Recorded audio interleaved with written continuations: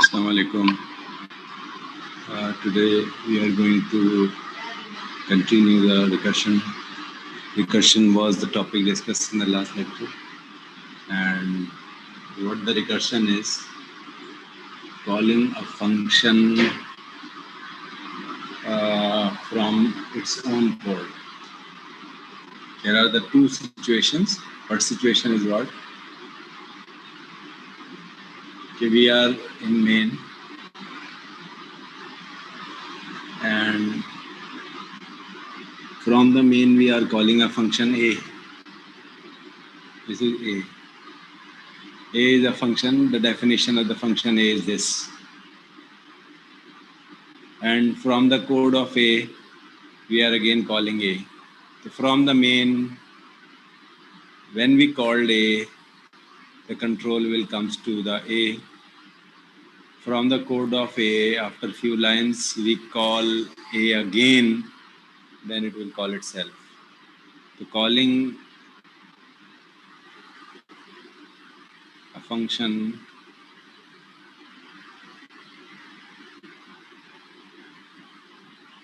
from its own code.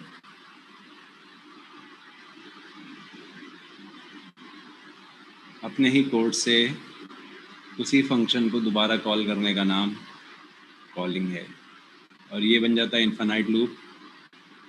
और infinite loop को overcome करने के लिए यहाँ पे कोई क्राइटेरिया लगाया जाता है जिसको हम कहते हैं स्टॉपिंग क्राइटेरिया।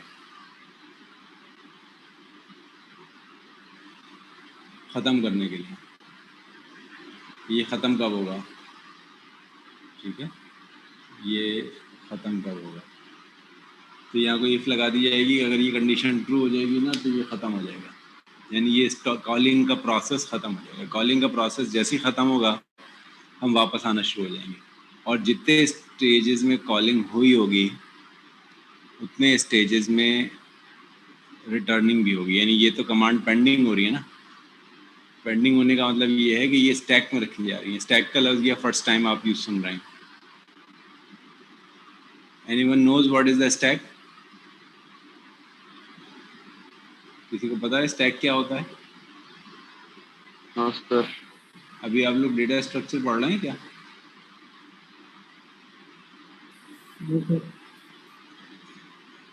आवाज नहीं आ रही जवाब।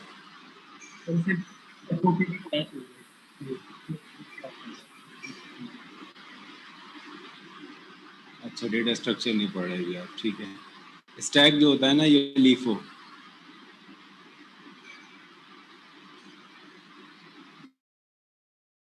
फर्स्ट आउट इसे स्टैक कहते हैं। और ये जो काम हो रहा है ना यहाँ रिकर्शन में, ये स्टैक की एक एग्जाम्पल है, एग्जाम्पल ऑफ स्टैक।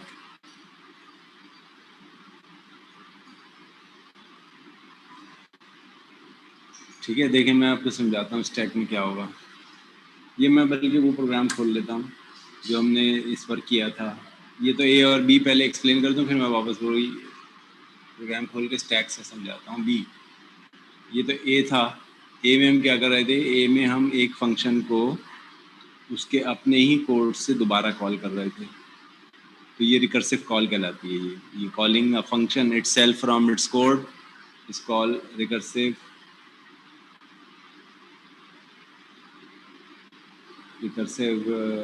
फंक्शन। लेकिन अब मेरे पास दो फंक्शन है, एक फंक्शन है ए, उसके कोड से मैं एक दूसरा फंक्शन बी कॉल कर देता हूँ, और ये फंक्शन है बी, इसके कोड से मैं फंक्शन ए कॉल कर देता हूँ। तो जब मैं ये रन करूँगा ए, अगर मैं मेन से ए को रन कर देता हूँ, जैसे ये मेन है, मेन से मैं ए को रन कर देता हूँ, तो ये तो ए चल जाएगा, ए चल गया। जैसे ए चलेगा इतनी लाइनें तो सीक्वेंशियल ऑर्डर में है। जैसे इस जगह पहुंचेगा ये क्या करेगा? ये बी को कॉल कर लेगा, ये बी में आ गए, बी कॉल हो गया, ये लाइनें चल गई। अब यहाँ से दोबारा ए कॉल हो गया, और जब ए कॉल हो गया तो यहाँ आएगा, तो यहाँ से फिर बी कॉल हो जाएगा, तो जब यहाँ आएगा तो फिर यहाँ से ए कॉल हो जाएगा, तो ये ए से बी में, बी से ए में जंप करता रहेगा। तो आप कहेंगे ख़त्म कब होगा, तो ऐसे बज़ाहिर तो ये इन्फिनाइट लग रहा है, लेकिन इसका स्टॉपिंग क्राइटेरिया हमें खुद बनाना पड़ेगा। स्टॉपिंग क्राइटेरिया, स्टॉपिंग क्राइटेरिया में यहाँ कहीं इफ लगा देंगे कि जब तक ये कंडीशन ट्रू ना हो जाए उस वक्त तक बी में जाता रहे, जिस वक्त तक ये कंडीशन ट्रू ना हो जाए उस वक्त तक ए में जाता रहे, वरना ख़त्म कर दे। तो ये बज़ाहिर आपको लग रहा है कि फजूल सी कोई वो है कि भाई एक फंक्शन से दूसरे को दूसरे से पहले उसमें कॉल कर रहे हैं, लेकिन इससे बहुत इम्पॉर्टेंट एल्गोरिदम्स कंप्यूटर साइंस के जनरेट होते हैं रिकर्शन के थ्रू, ठीक है ना। रिकर्शन के थ्रू बहुत ही इंपॉर्टेंट एल्गोरिथम, जिसमें मैंने कहा था ये leaf last in first out की एक एग्जांपल है, और ये डेटा स्ट्रक्चर में जाके इसकी सारी डिटेल्स आप पढ़ेंगे। मैं जो फैक्टोरियल वाला फंक्शन है ये दिखा रहा हूँ आपको, वो ए कैटेगरी की एग्जांपल है, वो बी कैटेगरी की एग्जांपल नहीं, वो ए कैटेगरी की एग्जांपल है। देखें ये फंक्शन है यहाँ तक, ये मेन है,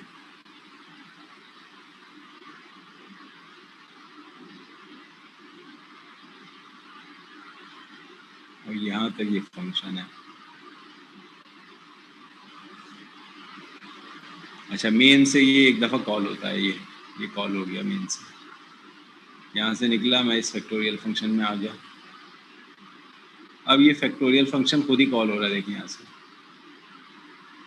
ये जब मैं यहाँ गया फैक्टोरियल में एक दफ़ा, तो ये लाइनें चली, ये लाइनें चल के फिर यही लिखा हुआ है फैक्टोरियल, तो फिर फैक्टोरियल कॉल हो गया। फिर मैं जब यहाँ आया तो फिर फैक्टोरियल कॉल हो गया, तो ये फैक्टोरियल कॉल हुए जा रहा है। कितनी दफ़ा कॉल हो रहा है, ये कंडीशन लगी है स्टॉपिंग क्राइटेरिया, जब तक ए की वैल्यू 1 ना हो जाए उस वक्त तक ये वाला कोड चलता रहेगा। जैसे ए की वैल्यू 1 हो जाएगी तो ये रिटर्न पे चलाएगा, रिटर्न का मतलब वापसी शुरू हो जाएगी, यहाँ से वापसी शुरू हो जाएगी, और वापस आपको पता है कहाँ जाता है, यहाँ नहीं जाएगा, वापस ये जाएगा जिस जगह से आया होता है उस जगह जाएगा, और इसमें से फैक्ट की वैल्यू, बी की वैल्यू ले जाएगा, और बी की वैल्यू जो है वो फैक्ट को दे देगा। फैक्ट क्या है, फैक्ट एक वेरिएबल है जो यहाँ से यहाँ पे क्रिएट हुआ हुआ है, ठीक है। फैक्ट एक वेरिएबल है जो यहाँ क्रिएट हुआ हुआ है। तो अब आप इसको मैं थोड़ा सा और इसकी एक्सप्लेनेशन करता हूँ स्टैक के थ्रू। देखें स्टैक में क्या होता है, ये स्टैक है, इमेजिन करें ये एक, जैसे आपके पास वो होती है एक ट्यूब, इसको एक ट्यूब अज्यूम कर लें। इस ट्यूब में अगर आप मिसाल देता हूँ, मैं आपसे कहूँ टेनिस बॉल्स रख दीजिए, तो जो पहली बॉल रखेंगे वो तो नीचे चली जाएगी, अगर आप इसमें दूसरी बॉल रखेंगे वो यहाँ आ जाएगी। अब आप इसमें जितनी बॉल रखते चले जाएँ वो इसमें ऊपर आती रहेंगी, ठीक है। जो बॉल सबसे पहले रखी थी वो कहाँ चली जाएगी, वो नीचे चली जाएगी, उसके ऊपर वाली, फिर उसके ऊपर वाली, फिर उसके ऊपर, एंड सो ऑन। जब मैं बॉल इसमें से निकालूंगा तो कौन सी पहले निकलेगी, जो सबसे आखिर में रखी, लास्ट में जो रखी थी, इसलिए इसे लीफो कहते हैं। आगे लीफो समझ, लास्ट इन फर्स्ट आउट, जो आपने सबसे आखिरी बॉल रखी होगी वही पहले निकलेगी, और जो सबसे पहले रखी थी वो सबसे नीचे चली गई, वो सबसे आखिर में निकलेगी, ठीक है ना। तो ये लीफो को समझिए, लीफो बहुत इंपॉर्टेंट टेक्निक है, इसमें लीफो यूज़ होता है। कैसे लीफो यूज़ होगा मैं बताता हूँ आपको, ये मैंने कल भी समझाया था, दोबारा थोड़ा सा समझा रहा हूँ ताकि ये आपको, ये मेमोरी एरिया है, यहाँ मेमोरी में वेरिएबल बनेगा। मैंने कहा था मेमोरी एरिया फंक्शन का अलग होता है, मेन का अलग होता है, ये मेन का मेमोरी एरिया है, इसीलिए फॉर्मल आर्गुमेंट के नाम और एक्चुअल आर्गुमेंट के नाम सेम हो सकते हैं, क्योंकि वो अलग मेमोरी एरिया में बने होते हैं, इसलिए, वरना तो ऐसा जाएगा। ये मेन है, ये फैक्टोरियल का फंक्शन है।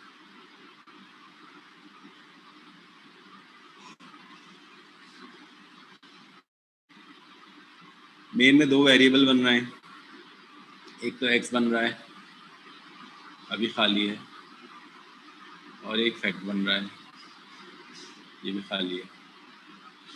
फिर यहाँ यूज़र ने एक एंटर डाला, नंबर किया एक्स की वैल्यू सपोज उसने 4 दे दी, और 4 देने के बाद ये इस पे आ गया, इस लाइन में क्या हो रहा है?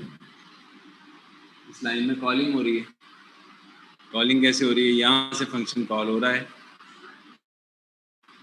और ये x की आर्गुमेंट पासिंग शुरू हो गई है। अभी x की वैल्यू a को दे देगा, ठीक है, x की वैल्यू a को दे देगा। x की वैल्यू कितनी है? अब यहाँ a क्रिएट होगा, देखें, इंट a यहाँ क्रिएट होगा, और इंट b ये भी यहाँ क्रिएट होगा। ये तो लोकल वेरिएबल कहलाएंगे, ये लोकल वेरिएबल हैं इस फंक्शन के, और ये मेन के वेरिएबल हैं दोनों, ठीक है। अच्छा, जब ये आर्गुमेंट पासिंग होगी तो x की वैल्यू किसको दे देगा? a को। x की वैल्यू अभी 4 है, ये a में आ जाएगी, और x की वैल्यू जैसे ही a में आएगी फिर एक b नया वेरिएबल क्रिएट होगा, और फिर ये चेक करेगा क्या a की वैल्यू 1 है, तो 1 तो नहीं है।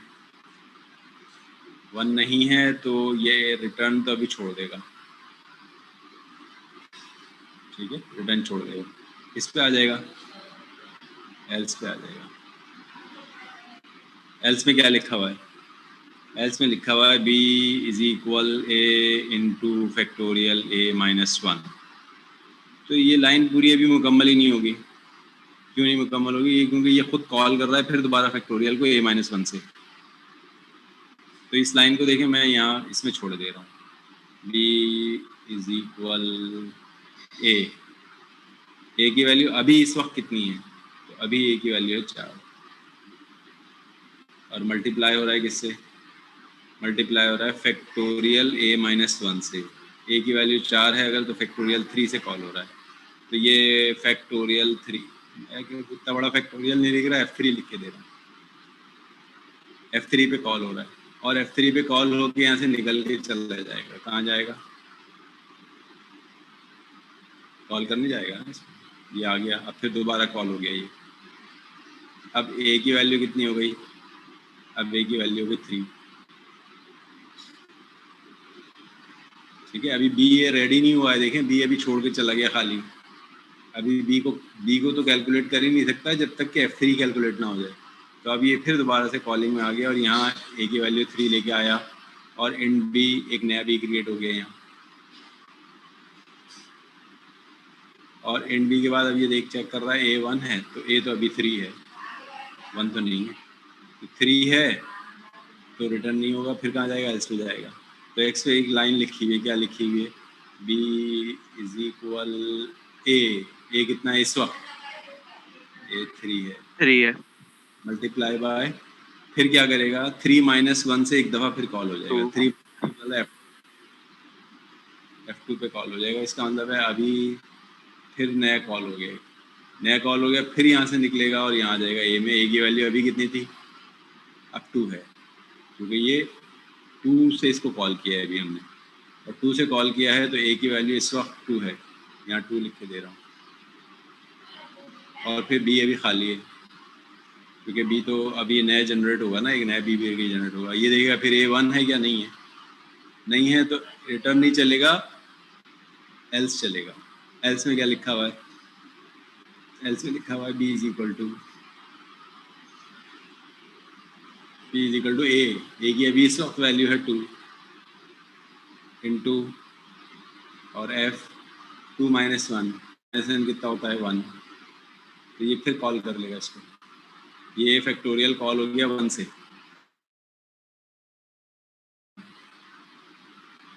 a की वैल्यू 1 हो गई, और ये 1 से कॉल जैसे इंट b पे आया, b एक और बना खाली अभी, और इसके बाद ये यहाँ आ गया। नहीं, यहाँ कंडीशन चेक करने आया। कंडीशन में क्या लिखा है? क्या a 1 है? बताइए है या नहीं है? इस बार इस वक्त a 1 है, तो कहाँ जाएगा? रिटर्न 1 पे जाएगा, 1 तो रिटर्न 1 होगा। तो रिटर्न 1 होगा, यानी यहाँ से रिटर्न 1 हो जाएगा। तो ये रिटर्न होके वापस जाता कहाँ है आपको पता है? रिटर्न होके कॉलिंग स्टेटमेंट पे जहाँ से कॉल हुआ था प्रीवियस वर्जन में वहाँ जाता है। तो ये यहाँ से कॉल हुआ था, इस जगह ये छोड़ के गया था। तो ये जो 1 है ना, ये वैल्यू इस पूरे की जगह पे, इस पूरे की जगह पे F1 की जगह पे रिटर्न 1 हो जाएगा। ये 1 रिटर्न हो रहा है वापस। तो ये निकला, देखें यहाँ से, ये निकला स्टैक से, स्टैक के ऊपर की जगह खाली हो गई और ये यहाँ चला गया। और इसकी जगह पे क्या पुट किया इसने पुट किया 1। तो 1 × 2 से b की वैल्यू कितनी हो गई? तो b की वैल्यू अब यहाँ पे 2। और जब ये रिटर्न करेगा b की वैल्यू इसको,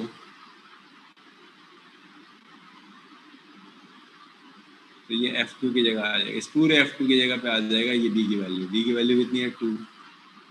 तो 2 × 3 से अब b की वैल्यू कितनी हो गई? 6। ये निकाल लिया अब स्टैक से हमने। अब स्टैक में ये ऊपर आ गया और यहाँ से क्या करेगा? ये 3 × 2 से 6 जो वैल्यू है ये b की वैल्यू है, ये b की वैल्यू इसने इसको दे दी इस जगह पे। तो 6 × 4 कितना हो गया? अब b की वैल्यू हो गई 24। 24 के बाद इसमें नीचे कुछ नहीं है ना, अब ये मेन में रिटर्न करेगा। अब मेन में रिटर्न करेगा, मेन में रिटर्न ये मैंने दिखाया था आपको। तो ये मेन में रिटर्न करेगा तो फैक्टोरियल की कीमत 6 वापस आएगी यहाँ। तो 6 किसको दे देगा? 6 दे देगा फैक्ट को। और जैसे फिट देगा और ये स्क्रीन पर आपको 6 नज़र आएगा और ख़त्म हो जाएगा। तो आप देखें, नहीं 24 आना चाहिए था, यहाँ से 24 हो गया सही है। 24 वापस आएगा, 6 नहीं आएगा। ये b की वैल्यू, लास्ट वैल्यू जो b की है ना, वो 24 है। ये 24 है सॉरी। तो 6 का फैक्टोरियल 24 नज़र आ रहा है, 4 का फैक्टोरियल 24 नज़र आ रहा है। तो आप स्टैक के ऊपर गौर करें, देखें एक एक लेयर लग रही है। ये फंक्शन लिखा हुआ एक दफ़ा है, लेकिन ये एक दफ़ा चल नहीं रहा। ये कितनी दफ़ा चलेगा? ये चलेगा अगर मैंने इसको x की कीमत को 6 दे दिया तो ये 6 दफ़ा चलेगा। आप देखें, अगर x की कीमत को मैंने 8 दे दिया तो ये 8 टाइम्स चलेगा। तो देखते हैं अब ये चल रहा है हर दफ़ा स्टैक के अंदर कैसे जा रहा है। तो इस चीज़ को समझ में आ गया, ये आपको आगे बढ़ूँगा मैं यहाँ से। एनीवन इन द क्लास, किसी को नहीं समझ में आया तो रेज हैंड करें।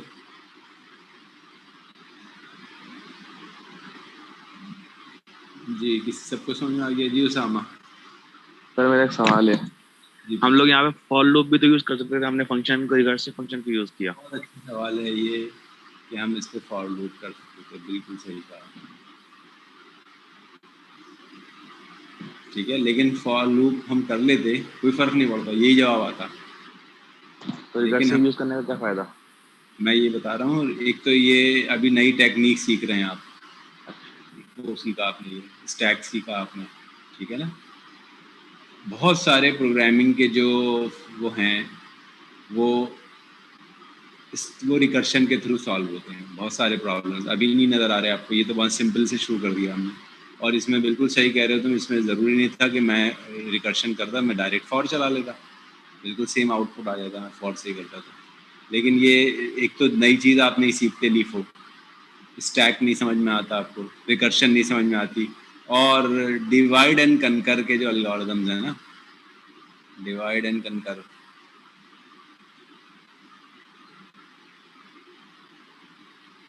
डिवाइड एंड कनकर पता है तुम्हें क्या है? नहीं सर। ये तो उर्दू में बहुत मशहूर जुमला है, डिवाइड एंड कनकर, ठीक है ना। लड़ाओ अच्छा, डिवाइड एंड रूल। और हुकूमत करो, ठीक है। ये डिवाइड एंड कनकर है, यानी ये बिग प्रॉब्लम को, ये पॉजिटिव वे में डिवाइड एंड कनकर है, नेगेटिव वे में नहीं है। ये जो है ना, बिग प्रॉब्लम को small small small small small करके एक छोटे से एटम में आ जाता है, और फिर उस एटम से फिर वापस एक एक करके आना शुरू करता है और बड़े प्रॉब्लम को सॉल्व करता है।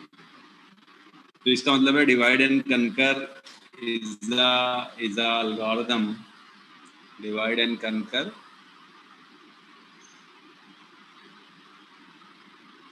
इज एल्गोरिदम जिसमें बिग टास्क को छोटा, ये बड़ा टास्क था, इसको छोटा किया, इसको और छोटा किया, इसको और छोटा किया, इसको और छोटा किया, और एक ज़र्रे पे आ गए। इस ज़र्रे का सलूशन आ गया तो फिर इसको भी सॉल्व कर लिया, फिर इसको भी सॉल्व कर लिया। ये रिकर्शन है, ठीक है ना। ये डिवाइड एंड कंकर का जितने भी प्रॉब्लम्स हैं वो हम रिकर्शन के थ्रू सॉल्व कर सकते हैं, ठीक है। तो इन्होंने बहुत अच्छा सवाल किया है। नाम बताइएगा आपने क्या है? सामा सर, उसामा। देखिए, ये बहुत इंपॉर्टेंट चीज़ इसलिए होती है, बहुत सारे लोगों के जहन में क्वेश्चंस आ रहे होंगे लेकिन वो हिम्मत नहीं कर रहे होते कि भाई क्वेश्चन पूछने की, ठीक है। तो ये एक बहुत बड़ा और एक अहम मसला है कि आप क्वेश्चन अगर ये आ रहा है कोई जहन में आपके, तो आप उसको समझें और क्वेश्चन को रेज करें। खाली बैठने से कुछ नहीं होगा, वो जहन में आप अपने सवाल लिए बैठे रहेंगे और चीज़ें क्लियर नहीं होंगी। उसामा, क्या है पूरा नाम? उसामा सामा हुसैन। ठीक है। तो ये अभी हो सकता है इनको अभी जो मैंने जवाब दिए हैं ना, ये मुतमईन ना हो रहे हैं। तो भाई ये पूछ रहे थे कि भाई क्या फ़ायदा है इसको, कि मैं एक चीज़ जब पहले ही फॉर लूप से कर सकता था तो अब मैं रिकर्शन से कर रहा हूँ। लेकिन इन्होंने, इनके सवाल के पीछे 2-3 चीज़ें हैं। जैसे जैसे अब आपका कंप्यूटर साइंस में वक्त गुजरेगा तो आपको चीज़ें समझ में आएंगी कि रिकर्शन के इस्तेमालात कहाँ कहाँ आ रहे होंगे, और रिकर्शन का लफ्ज़ ही अगर आपने ना सुना होगा और रिकर्शन की टेक्निक्स ही अगर आपके जहन में नहीं होंगी ना, तो आप खाली बैठे हुए होंगे। तो इसलिए आप रिकर्शन को समझिए, क्योंकि अब जैसे अभी आपका डेटा स्ट्रक्चर शुरू होगा अगला कोर्स, तो ये सारे स्टैक, क्यू, रिकर्शन और बॉर्ड मास, ट्री, ग्राफ, ये सब चीज़ें आपकी आती चली आएंगी। तो आपको फिर चीज़ें समझ में आएंगी कि हाँ, ये जो हम पीछे छोटी छोटी चीज़ें समझ समझ के आ रहे हैं, यही छोटी छोटी चीज़ें आगे जाके जो है वो कितनी इम्पोर्टेंट होती चली जा रही हैं। ये देखें, स्टैक यहाँ दिखाया हुआ है इन्होंने, ये जो मैं स्टैक दिखा रहा था ना, स्टैक में क्या है, फिर ये 3x2, ये कॉलिंग हो रही है, फिर ये कॉलिंग हो रही है, ये कॉलिंग हो रही है। अब ये फैक्ट 3 वापस आया, फैक्ट 2 नहीं, यूँ वापस आ रहा है, फिर ये रिटर्न हो रहा है, तो ये स्टैक के थ्रू हो रहा है। फिर ये एक फिबोनाची बनाया था, इसमें भी स्टैक यूज हो रहा था। ये advantages of recursion, disadvantages of recursion पढ़ लीजिएगा। यहाँ तक तो अभी हमने पुराना लेक्चर जो था उसको रिवाइज भी कर दिया, और इसमें नई चीज़ लीफो और स्टैक रिप्रेजेंटेशन लिख लिया गया। स्टैक आपको समझा दिया कि स्टैक क्या होता है, ठीक है।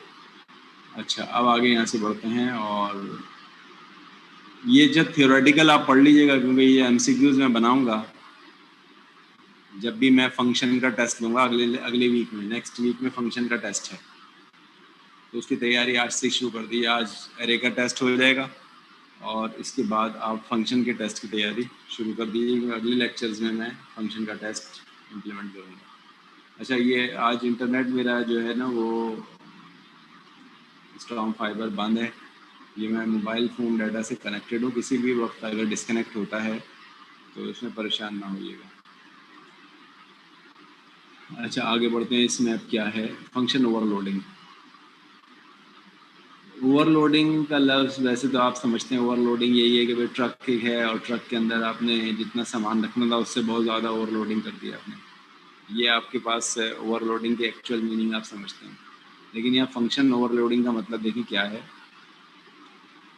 फंक्शन ओवरलोडिंग का मतलब ये, assign the multiple meaning of a function name और ऑपरेटर सिंबल। फंक्शन ओवरलोडिंग भी हो सकती है और ऑपरेटर ओवरलोडिंग भी हो सकती है, ठीक है। तो ओवरलोडिंग का मतलब क्या है? ओवरलोडिंग का मतलब है मल्टी फेसिंग। मल्टी फेसिंग यानी एक चीज़ की मुख्तलिफ शक्लें, एक फंक्शन की, कोई एक फंक्शन है उसकी मुख्तलिफ शक्लें, या कोई ऑपरेटर है उसकी मुख्तलिफ शक्लें, जैसे अभी हमने ऑपरेटर ये पढ़े हैं, plus, minus, multiply, divide, percent, plus plus, minus minus, और इस तरह के पता नहीं कितने आपने ऑपरेटर्स पढ़े हैं। लेकिन एक तो इनका डिफ़ॉल्ट बिहेवियर है, मैं जैसे लिखूंगा 3 + 2 आंसर आ जाएगा 5, सबको पता है, ठीक है। ये तो प्लस का डायरेक्ट बिहेवियर है। लेकिन मैं अगर ये कर दूं a + b, क्या होगा? कोई बता सकता है? a + b कर दिया तो क्या होगा?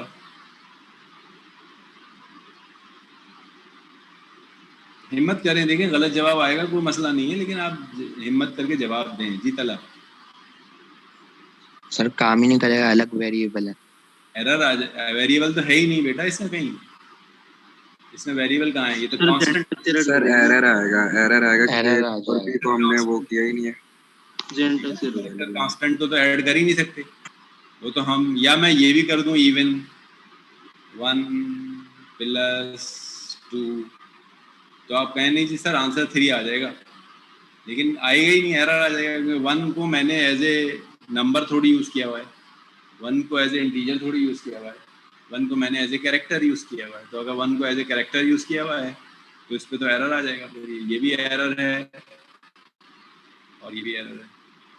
लेकिन अगर मैं ये चाहूँ कि इसके 2 बिहेवियर बना दूँ प्लस के, प्लस अगर मैं नंबर्स के बीच में लिखूं तो वो न्यूमेरिक एडिशन कर दे, इसको कहते हैं न्यूमेरिक एडिशन, जो है ही बाय डिफ़ॉल्ट बिहेवियर, ये तो है ही इसमें, इसको तो मैं समझाने की ज़रूरत नहीं है, न्यूमेरिक एडिशन। लेकिन अगर मैं इसी प्लस को 2 कैरेक्टर्स के बीच में लिख दूं तो ये स्ट्रिंग जमा कर दे या कैरेक्टर्स को जमा कर दे। कैरेक्टर जमा करके इसको, इसके लिए नाम इस्तेमाल होता है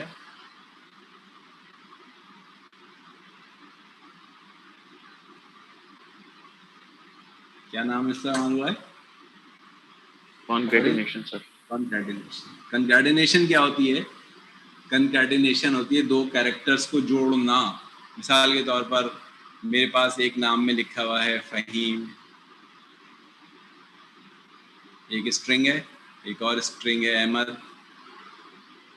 और मैं जोड़ के एक नाम बनाना चाहता हूँ फ़हीम अहमद।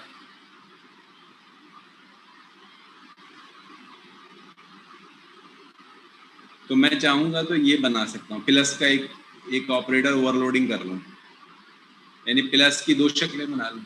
एक शक्ल तो प्लस की बाय डिफ़ॉल्ट बनी हुई है, इसको तो मैं तब्दील नहीं कर रहा, लेकिन मैंने प्लस की एक और शक्ल बना दी, उसमें मैं अगर स्ट्रिंग के दरमियान बना दूँ उस प्लस को तो वो कंकैटिनेशन कर दे, यानी इसको इसके साथ जोड़ के ये बना दे मुझे कई मेंबर, ए को बी के साथ जोड़ के मुझे ए बी बना दे,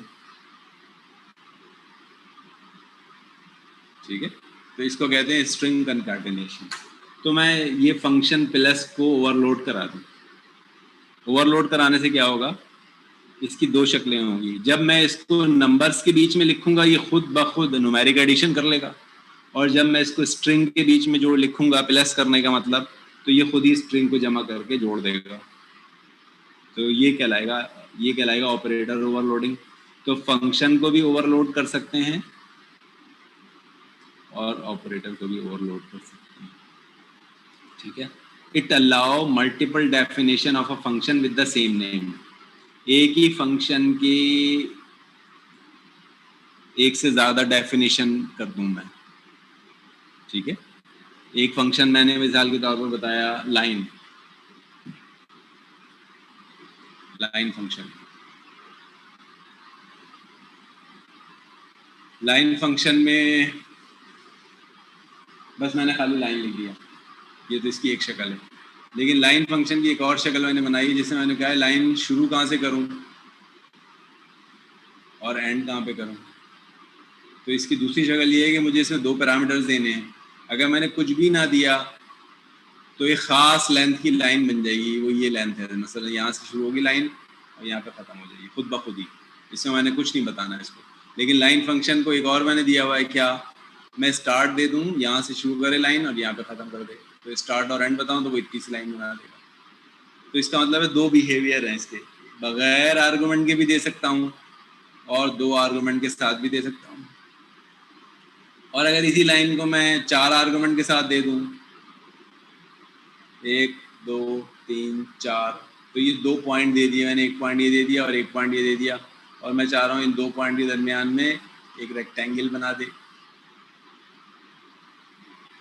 तो ये लाइन का एक तीसरा बिहेवियर आ गया। तो एक ही फंक्शन है लाइन, ऐसे भी लिख लूँ, ऐसे भी लिख लूँ, ऐसे भी लिख लूँ, तो ये अलग अलग काम करेगा। जब मैं इसको एक बगैर इसके लिखूंगा तो इतनी बड़ी लाइन बन जाएगी, डिफ़ॉल्ट बिहेवियर, और 2 पॉइंट बनाए तो लाइन किसी यहाँ से यहाँ तक बन जाएगी। और अगर मैंने 4 पॉइंट बना दिए, 4 पॉइंट नहीं है, 4 पैरामीटर्स हैं, 2 पॉइंट हैं, तो इससे एक रेक्टेंगल बना देगा। तो ये डिफरेंट बिहेवियर है, मैं चाहूँ तो कर लूँ। इसको क्या कहेंगे? फंक्शन ओवरलोडिंग, ये कहेंगे इसको आप, ठीक है।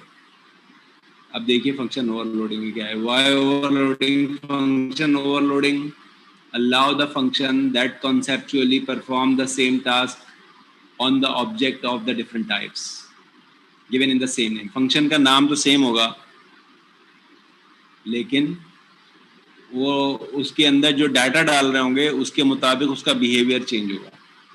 तो एक ही फंक्शन की 2 या 3 डेफिनेशन, अभी तक तो मैं ये कह रहा था फंक्शन की डेफिनेशन एक बार होगी। अब अगर ओवरलोडेड फंक्शन है तो उसकी एक डेफिनेशन नहीं होगी, उसकी जितनी शक्लें हैं ना उतनी उसकी डेफिनेशन बनेगी। अब इसमें एक एग्जाम्पल भी दी हुई है, मैं बताता हूँ वो एग्जाम्पल क्या है। हो सकता है वो शुरू में आई हो एग्जाम्पल।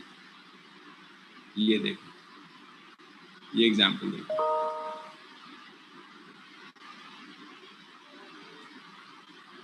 इसमें अब फंक्शन का नाम क्या है? विमेन।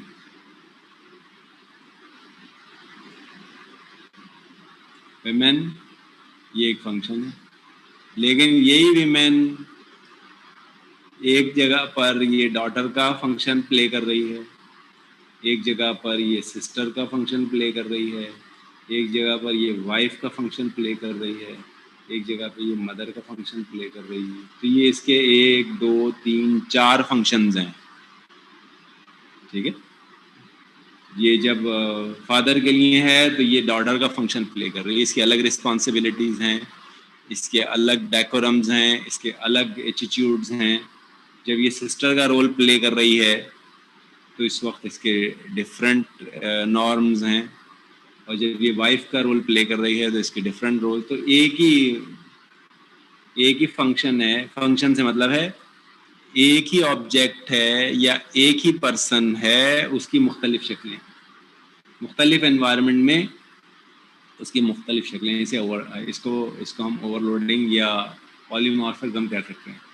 तो ओवरलोडिंग में पॉलीमॉर्फिज्म इम्प्लीमेंट करते हैं। ओवरलोडिंग क्या है? ओवरलोडिंग तो ये है इसकी मल्टीपल शक्लें बना लें, उसके मल्टीपल शक्लों को हम पॉलीमॉर्फिज्म कहते हैं। पॉलीमॉर्फिज्म क्यों है? क्योंकि एक ही चीज़ को मुख्तलिफ डायमेंशंस में जब देख रहे हैं तो उससे हमें मुख्तलिफ किस्म की चीज़ें बनकर हमारे सामने आ रही हैं, ठीक है।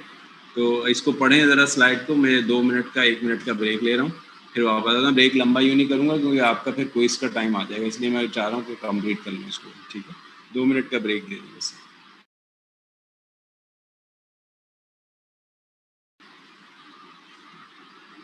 अच्छा देखिए, यहाँ नीचे दिया हुआ है फंक्शन ओवरलोडिंग और ऑपरेटर ओवरलोडिंग, दोनों समझाए थे मैंने कि हमने एक ही ऑपरेटर के मुख्तलिफ बिहेवियर बना दिए और या एक फंक्शन के मुख्तलिफ बिहेवियर बना दिए होंगे, ठीक है। अब ये करेंगे कैसे, इसकी तरफ आगे जा रहे हैं। देखिए ये function overloading. 2 or more functions can have the same name but the different parameters.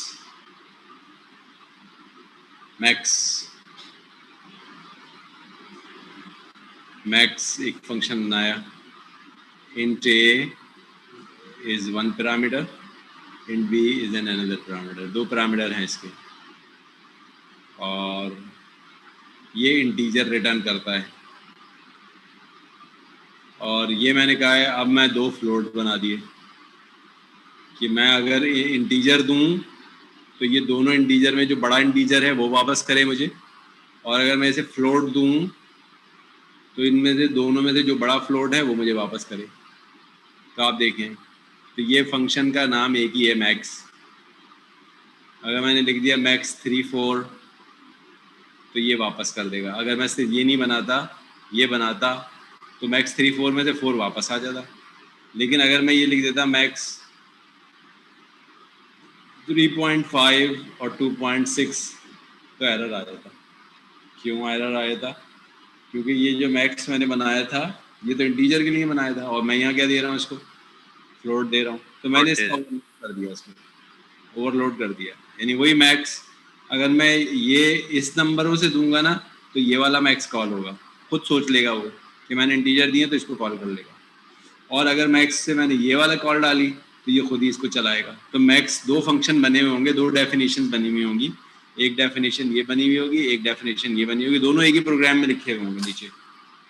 लेकिन वो जब मैं रन करूँगा कॉलिंग के वक्त अगर मैंने इसको ऐसे कॉल किया तो ये वाला चलाएगा, अगर कॉलिंग के वक्त ऐसे कॉल किया तो ये चला लेगा। तो ये बिहेवियर इसमें खुद ब खुद है, ये कर लेगा। ओवरलोडिंग इसे कहते हैं, फंक्शन ओवरलोडिंग। यानी एक ही function, overloaded function call resolution is done by the compiler during the compilation. The function nature determines which function is used. A function signature consists of the parameter type. Parameter type दो में, एक में float थी, एक में integer थी. Function return type is not a part of the function signature and it's not used to the function call resolution. ये इसकी एक example है. सम फंक्शन आप देख रहे हैं, ये देखिए सम फंक्शन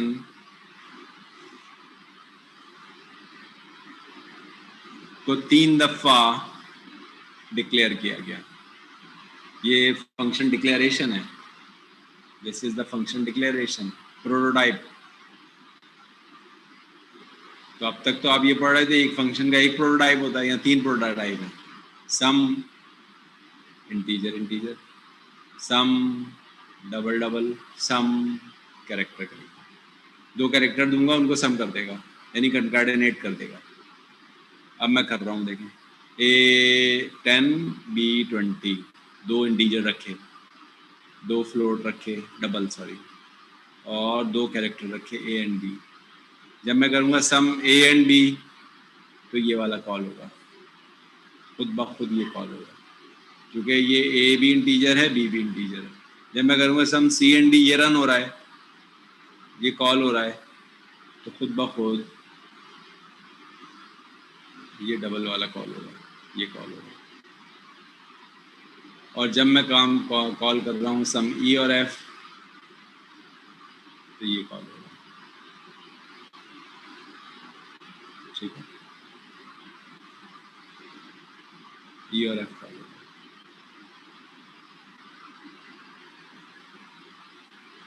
तो कैरेक्टर्स, 2 कैरेक्टर्स जो हैं उनको कंकैटिनेट कर रहा है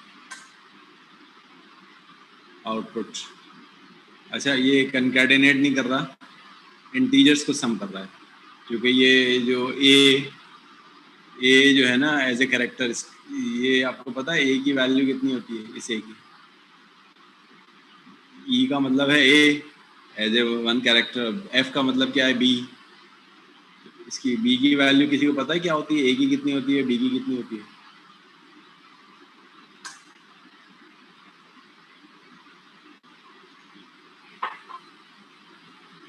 देखें, ए की एस की कोड्स पढ़े हैं आप लोगों ने? No sir. एस की कोड्स नहीं पढ़े। इसके अलावा भी आपको वो कौन पढ़ा रहा है? बेसिक सीएस जो आता है जिसमें थियोरेटिकल होते हैं ना। सर काशिफ। कितनी क्लासेस हो गई?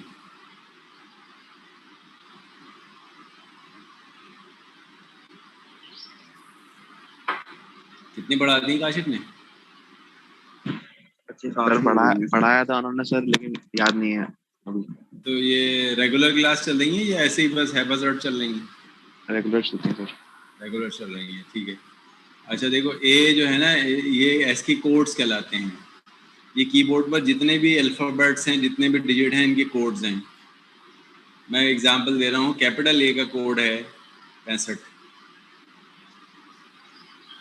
और एस की stands for the American standard code for information interchange. इसका नाम याद रखो, अक्सर ये EDP कहलाती है, जो ये काशिफ पढ़ा रहे हैं ना, इलेक्ट्रॉनिक डेटा प्रोसेसिंग। जिसको ये बेसिक फंडामेंटल CS कहते हैं, American standard code for information interchange. ये कोड बने हुए हैं, ए का कोड है 65, अब बी का क्या होगा 66, और इस तरह चलते चले आएंगे। जी का क्या होगा, तो आप 26 ऐड कर लें इसमें तो ये आ जाएगा जी का कोड। इस तरह से ये हर एक चीज़ का कोड है। ए का भी है, मुझे याद पड़ा है 97 है, बहरहाल हो सकता है मैं गलत हूँ, आप चेक करिएगा, मैं लिस्ट दिखाता हूँ अभी आपको इसकी कोड्स की। और बी का कोड जो है वो कुछ ना कुछ होगा। मैं अभी आपको इसकी कोड्स दिखा रहा हूँ, आप देखें गूगल के ऊपर।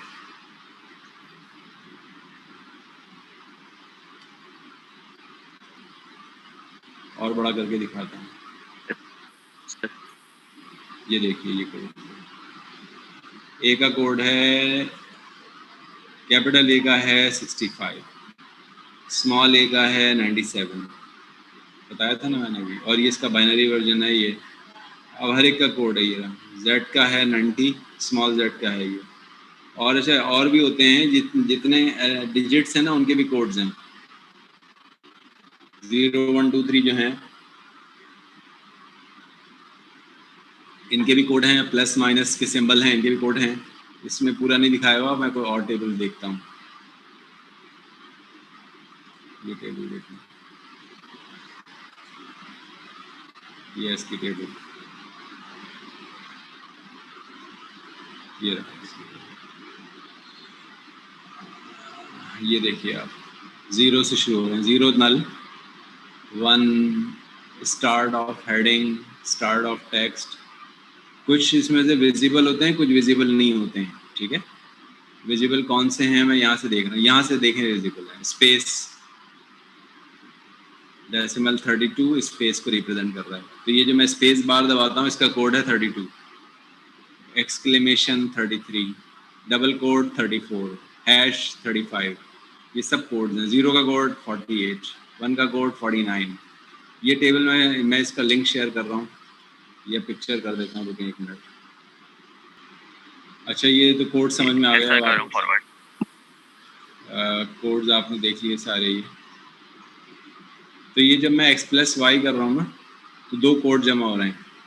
ए का कोड है 95, बी का कोड कितना है 96। तो आप देखें जो 2 को जमा करें कितना आ रहा है, 95 और 96 को दोनों को जमा किया तो ये आ रहा है।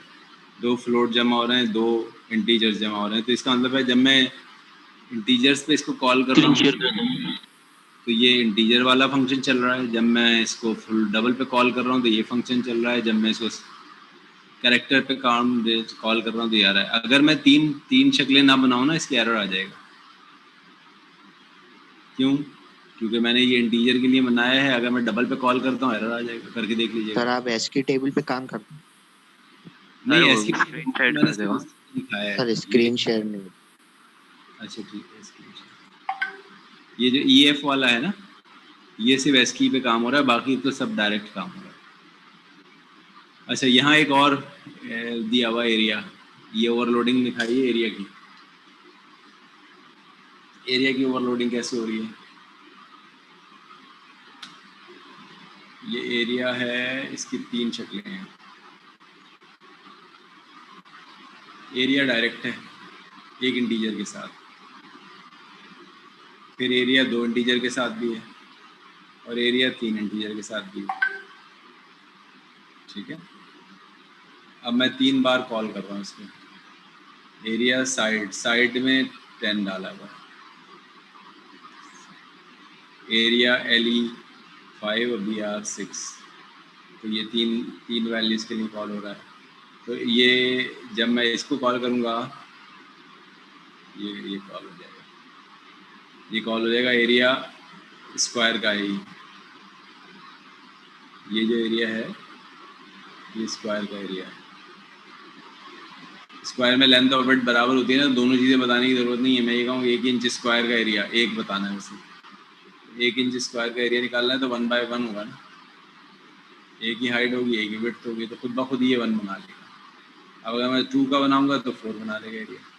तो एक साइड बतानी है, तो एक साइड, तो आप कहेंगे एक साइड का कैसे एरिया निकलेगा? तो एक जो स्क्वायर होता है उसमें दोनों साइडें चूँकि बराबर होती हैं, भाई 1 बताएं एरिया निकल आएगा। और अगर आपने ये इंटीजर 2 बताए तो ये x इंटू वाई से निकल आया। और जब आपने 3 बताए तो एरिया वॉल्यूम का निकल आया। खुद ब खुद ही आप देखें, ये स्क्वायर का एरिया निकाल रहा है, ये एरिया निकाल रहा है रेक्टेंगल का, ये एरिया, ये वॉल्यूम निकाल रहा है।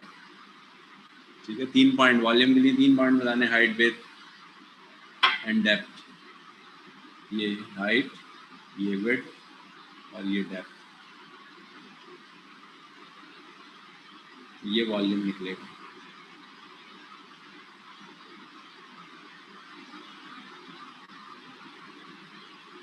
तो height into width into depth, ये फार्मूला आप देखें खुद ही चल रहा है। तो एक फंक्शन है एरिया, उसका नाम है, वही एरिया का फंक्शन स्क्वायर का एरिया निकाल देता है, वही फंक्शन रेक्टेंगल का एरिया निकाल रहा है, वही फंक्शन जो है वो वॉल्यूम निकाल रहा है। ठीक है, हालांकि एरिया नाम लिखा हुआ है लेकिन निकाल वॉल्यूम रहा है। वॉल्यूम बेसिकली वॉल्यूम है, लेकिन नाम एरिया दिया हुआ है, क्या फ़र्क पड़ता है नाम में क्या दूँ उसको। तो लेकिन वॉल्यूम जब भी निकालूंगा 3 चीज़ें दूंगा, हाइट, विड्थ, डेप्थ। और जब भी मैं रेक्टेंगल का निकालूंगा 2 चीज़ें दूंगा, लेंथ कितनी है, विड्थ कितनी है। और स्क्वायर का दूंगा तो एक चीज़ देंगे, उससे लेंथ, जितनी लेंथ होगी उतनी विड्थ होगी। तो एक फंक्शन के 3 रूप, एक फंक्शन के 3 रूप, इसे कहते हैं ओवरलोडिंग। पॉलीमॉर्फिज्म और मुख्तलिफ शक्लें, ये भी ये मीनिंग है। पॉलीमॉर्फिज्म, अलग अलग शक्लें इसकी। बताएं, यहाँ तक समझ में आ गया? Yes sir. अच्छा, आगे चलते हैं। ये स्कोप, ये मैं पढ़ा चुका हूँ आपको, इसके बारे में कौन डिस्कशन करेगा?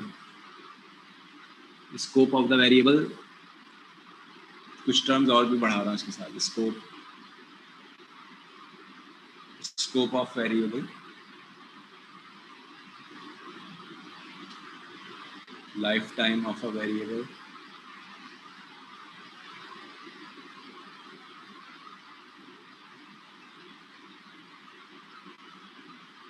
visibility of a variable,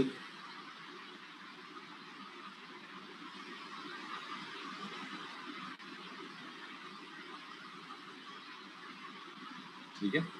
अब मैं इसकी एग्जांपल देता हूँ, देखिए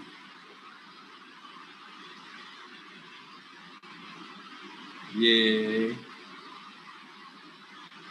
एक हाउस है, कोई घर है, उस घर के अंदर एक लड़का रहता है, इसका नाम है नवाज। अब ये नवाज एक लड़का है, ठीक है, इसको इसके घर वाले जानते हैं, ये जिस यूनिवर्सिटी में पढ़ता है बस वो लोग जानते हैं नवाज को, जिस क्लास में पढ़ता है यूनिवर्सिटी में शायद ना जानते हैं। तो इसका अंदर नवाज जिस जगह पे जाना पहचाना जाता है, ये इसका स्कोप है। लेकिन अब मैं यहाँ से और आगे निकला, ये पाकिस्तान है, पाकिस्तान में भी एक साहब हैं, उनका नाम नवाज है। अब ये नवाज दुनिया भर में जाने जाते हैं, ये सिर्फ पाकिस्तान में नहीं जाने जाते। अब ये नवाज साहब जो है ये दुनिया भर में जाने जाते हैं, ठीक है। तो इनका स्कोप जहाँ जहाँ ये पहचाने जाते हैं वर्ल्ड है, और इस नवाज का स्कोप ये जिन जिन एरिया में रहता है या जिन जगहों पे जाता आता है बस ये उसमें जाना जाता है। और हो सकता है इससे भी, तो ये स्कोप आप देख रहे हैं बड़ा हो रहा है, छोटा हो रहा है, ये बेसिकली स्कोप है। तो मुख्तलिफ लोगों का स्कोप मुख्तलिफ। मैं और एग्जांपल देता हूँ, हमारे यहाँ फेडरल गवर्नमेंट है, ये फेडरल गवर्नमेंट है। फेडरल गवर्नमेंट के अंदर प्रोविंसेस हैं, 5 प्रोविंसेस हैं। अच्छा, फेडरल गवर्नमेंट के कवानीन पूरी फेडरेशन पे चलते हैं, तो फेडरल गवर्नमेंट के कवानीन का इतलाक़ फेडरेशन पे होता है। और लोकल गवर्नमेंट जैसे ये है आपकी सिंध गवर्नमेंट, सिंध गवर्नमेंट को कानून पास करेगी, उसका इतलाक़ सिर्फ सिंध में होगा ना, या बलूचिस्तान में भी हो जाएगा, या पंजाब में भी हो जाएगा? तो नहीं होगा। इसका मतलब है सिंध गवर्नमेंट के कवानीन और उसकी ज्यूरिडिक्शन और उसका scope with in the same है। अब सिंध के अंदर एक है आपकी सिटी गवर्नमेंट कराची की, जो कि अब ख़त्म हो चुकी है खैर, लेकिन सिटी गवर्नमेंट के जो कवायद और ज़वाबित हैं वो सिर्फ इस पर ही चलेंगे ना, वो यहाँ तो नहीं चलेंगे, वो यहाँ नहीं चलेंगे, वो बड़े लेवल पे तो नहीं आएंगे, वो छोटे लेवल पे आएंगे ना। तो इसलिए हर एक चीज़ का स्कोप होता है, उसका स्कोप कितना है ये आपके पास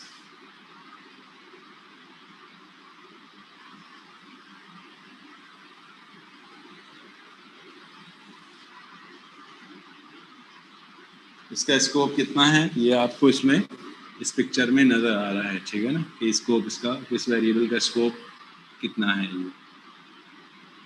तो इस लाइफ टाइम क्या होती है, देखें लाइफ टाइम में यहाँ से समझाता हूँ। जब मैंने इस फंक्शन को रन किया था, ये तो जो फंक्शन के अंदर वेरिएबल बनते हैं ना, वो जब हम फंक्शन में पहुँचते हैं उस वक्त वो कॉल होते हैं, और जब हम फंक्शन से निकल के वापस आ जाते हैं तो वो ख़त्म हो जाते हैं। इस एग्जाम्पल को देखिए, ये तो रेफरेंस की एग्जाम्पल है, आर्गुमेंट पासिंग, ये देखिए आप, ये क्या है, तो मेन है, इसमें एक फंक्शन कोई कॉल हो रहा है स्वैप, ए और बी किस में डिक्लेयर हुए हैं, ए और बी नज़र आएंगे ना, उसे मेन को नज़र आएंगे, ये मेन के अंदर बने हैं, मेन के अंदर ही अंदर नज़र आएंगे। मैं मेन से निकल के लिखूँगा प्रिंट एफ ई या सी आउट ए, तो एरर आ जाएगा, क्योंकि मेन के अंदर डिक्लेयर हुए हैं, मेन के अंदर इस्तेमाल हो सकते हैं, मेन से बाहर इस्तेमाल नहीं हो सकते। ये अब आप देखें स्वैप फंक्शन आ गया, इसमें एक वेरिएबल डिक्लेयर हुआ है जेड किस में डिक्लेयर हुआ है, ये तो इस स्वैप में डिक्लेयर हुआ है। तो जेड मुझे सिर्फ और सिर्फ स्वैप में जेड नज़र आएगा अगर मैं यहाँ आके सी आउट जेड कर दूँ या यहाँ पे सी आउट जेड कर दूँ, मेन में सी आउट जेड एरर आ जाएगा। क्यों? क्योंकि जेड तो इसका फंक्शन है, इसका वेरिएबल है, इसका थोड़ी है। तो ए और बी मेन के वेरिएबल हैं, मेन को नज़र आएंगे, और z जो है वो फंक्शन स्वैप का वेरिएबल है, x और y भी स्वैप के वेरिएबल हैं। जैसे ही मैं इसमें आऊँगा x y z क्रिएट होंगे, और जैसे ही मैं यहाँ से बाहर निकल जाऊँगा ये तीनों वेरिएबल ख़त्म हो जाएंगे। तो इनकी लाइफ कितनी छोटी है, इनकी लाइफ टाइम कितनी है, लाइफ इनकी कितनी है, इनकी लाइफ इस फंक्शन की लाइफ के बराबर है। जितनी देर फंक्शन स्वैप चलेगा उतनी देर बस सिर्फ ये तीन वेरिएबल रहेंगे मेमोरी में, और जैसे ही मैं यहाँ से बाहर निकलूँगा ये तीनों वेरिएबल मेमोरी से वॉश आउट हो जाएंगे। एक तो स्कोप है, स्कोप इनका फंक्शन के अंदर ही अंदर है, इससे बाहर नहीं है, और इनकी लाइफ कितनी देर की है, जितनी देर स्वैप चलेगा उतनी देर की इनकी लाइफ है, स्वैप ख़त्म हुआ ये ख़त्म। इसी तरह से इनकी लाइफ कितनी बड़ी है, ए बी, जितनी देर मेन चलेगा उतनी देर ए बी की लाइफ है। मैं मेन से बाहर निकल के एग्जिट चला गया तो ए भी ख़त्म हो जाएगा, बी भी ख़त्म हो जाएगा। तो एक तो स्कोप है, ए बी का स्कोप, तो इनको कहते हैं हम लोकल टू मेन, और ये लोकल टू स्वैप, स्वैप के लोकल हैं, ये मेन के लोकल हैं। अब ग्लोबल वेरिएबल क्या होते हैं ये भी मैंने समझाए थे आपको। ग्लोबल वेरिएबल जो होते हैं वो होते हैं जो मेन से भी ऊपर डिक्लेयर होते हैं। यहाँ मैं अगर लिख दूंगा ना इंट ए, तो ये जो ए है, या एक्स लिख दूँ इंट एक्स, तो ये जो एक्स है ये मेन से भी बाहर है, इसको कहते हैं ग्लोबल। ये मेन के अंदर मैं लिखूँ सी आउट एक्स तब भी सही है, ये भी वैलिड है, और यहाँ पे अगर मैं लिख दूँ ना सी आउट एक्स तो ये भी वैलिड है। इसका मतलब है ग्लोबल वेरिएबल, क्योंकि वो मेन से बाहर थे तो वो सबके लिए थे, जैसे फेडरेशन का कानून, ठीक है ना, कि यूनाइटेड नेशन कोई लॉ बना दे तो वो लॉ तो पूरी दुनिया पे अमल हो रहा होता है ना उस पर। हालांकि वो अपने उन 3-4 ममालिक को प्रोटेक्ट करने के लिए लॉज बनाते हैं जिनको वेटो पावर हासिल है, आम आदमी के लिए तो बनाते नहीं हैं। लेकिन बहरहाल वो जब लॉ बना देते हैं तो वो वैक्सीनेशन का उन्होंने लगा कह दिया कि भैया वर्ल्ड हेल्थ ऑर्गेनाइजेशन ने कि वैक्सीनेशन करानी है तो अब करानी है भाई आपको, चाहे आपका दिमाग उसको तस्लीम करे या ना करे, ठीक है ना। तो वो तो लॉ बना दिया उन्होंने कि भाई ये तो दुनिया को प्रोटेक्ट करने के लिए वैक्सीन लगवाएं आप, तो लॉ बना है इंटरनेशनल, तो पूरी दुनिया पे अमल हो रहा है उसका। अच्छा, अब और कोई सवाल जवाब है तो पूछ लें। मेरे ख्याल से मुझे जो डिस्कशन करना था वो मैंने कर लिया, और अब इस प्रेजेंटेशन को मुकम्मल तौर पे आप खुद पढ़ें। इसमें काफ़ी चीज़ें हैं, बहुत बड़ी प्रेजेंटेशन है ये।